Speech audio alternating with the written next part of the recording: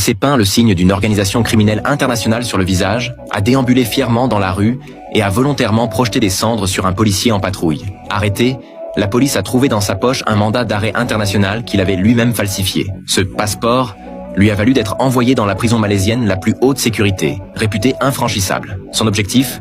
Éliminer un trafiquant d'armes notoirement dangereux et libérer sa petite amie enlevée. Lors de l'inspection d'entrée, ces armes étaient parfaitement dissimulées. Micro-explosifs en plastique emballés dans des chewing-gums, détonateurs et traceurs cachés dans une cigarette, et un flacon de laque contenant un poison mortel. Ces objets du quotidien n'ont éveillé aucun soupçon chez les gardiens. Entré dans la zone des cellules, il attend patiemment une occasion de s'approcher du trafiquant. Un jour, un assassin non identifié attaque le trafiquant par derrière pendant son entraînement. Il réagit aussitôt, lance un tournevis et sauve le trafiquant. Impressionné, le trafiquant l'invite dans sa cellule privée. Il propose de le recruter puis se tourne pour préparer à manger. Il refuse. Profitant de ce détour, il étrangle le trafiquant avec un bâton, lui bouche la bouche avec un tissu et l'assomme.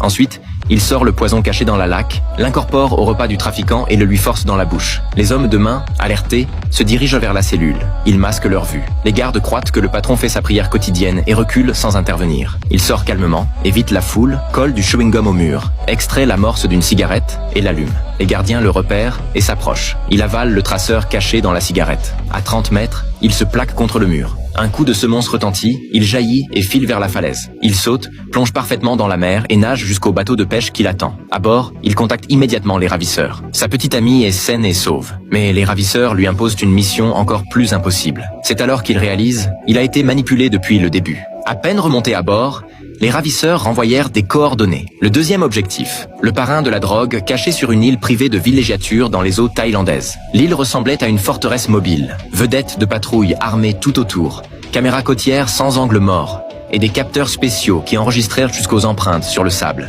Impossible d'y entrer de force. Il scruta la carte topographique à l'écran et mesura chaque recoin exploitable. Pour s'approcher, il n'y avait qu'un moyen, se faire passer pour un naufragé emporté par le courant. Au petit matin suivant, il demanda au capitaine de le jeter en mer à plusieurs kilomètres. La mer était houleuse. Il feignit l'évanouissement et dériva près de 20 minutes. Puis, le radar de secours de l'île détecta un signal anormal. Une vedette fonça et le corps sauva sur la plage. Au moment où on le porta à l'infirmerie, il observa discrètement la pièce. Scanner infrarouge à la porte, mini-caméra derrière les rideaux, bouton d'alerte sous la table de chevet. Le soignant chargé de l'examen, particulièrement négligent, posa la trousse de secours près du lit. Il y trouva ce qu'il lui fallait, une ampoule d'injection de chlorure très concentrée. Faisant semblant d'être inconscient, il se tourna et glissa l'ampoule dans sa ceinture.